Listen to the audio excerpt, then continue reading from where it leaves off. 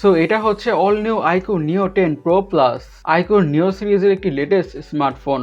ফোনটি ভালো কিছু স্পেক্স আর ফিচার্সের সাথে বাজারে এসেছে।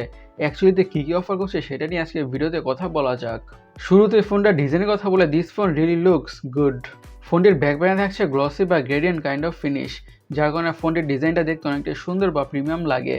অ্যান্ড এইবারের আইকিউর এই ডিজাইনটা অনেকটাই ডিফারেন্ট বা আনকমন, যার কারণে ডিজাইনটা দেখতে অনেকটা বেশি অ্যাস্থেটিক লাগছে।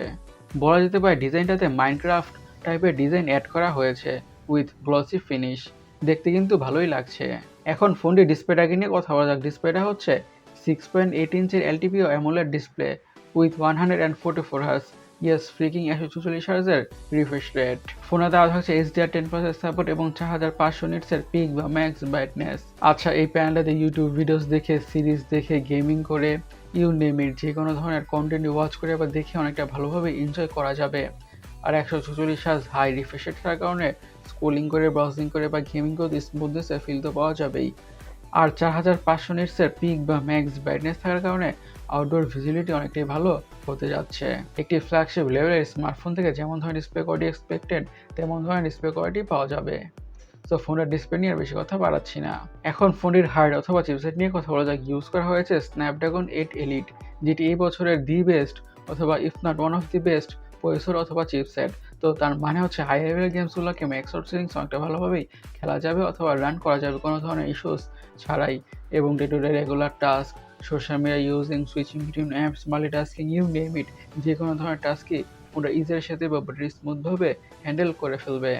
সো ফোনের পারফরমেন্সে কোনোভাবে ডিসঅ্যাপয়েন্টেড হতে হবে না।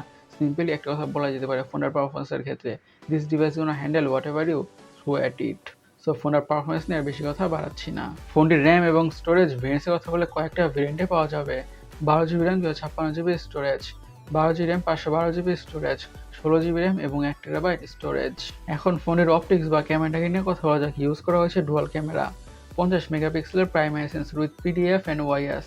আর সেকেন্ডারি ক্যামেরা হচ্ছে 8 মেগাপিক্সেলের আল্ট্রা ওয়াইড অ্যাঙ্গেল সেন্সর। আর ফ্রন্টে ইউজ করা হয়েছে 32 মেগাপিক্সেলের সেলফি ক্যামেরা। আচ্ছা, নিওর স্মার্টফোনগুলোর পিকচার কোয়ালিটি নিয়ে আর ভিডিও কোয়ালিটি নিয়ে বেশি কিছু বলার নেই।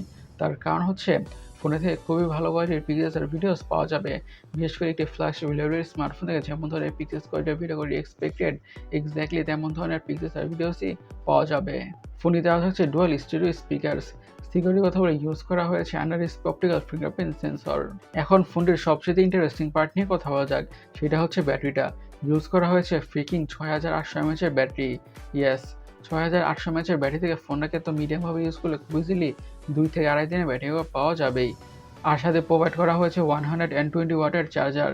ইয়েস, ফ্রিকিং 120 ওয়াটের ফাস্ট চার্জিংয়ের সাপোর্ট।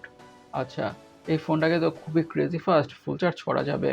ফোনের কালার ভেরিয়েন্টসের কথা বলে এসব কালার ভেরিয়েন্টে পাওয়া যাবে। গাইস, আপনাদের কাছে আইকিউ নিও 10 প্রো প্লাস স্মার্টফোনটি কেমন লেগেছে অবশ্যই কমেন্ট সেকশনে কমেন্ট করে জানাবেন।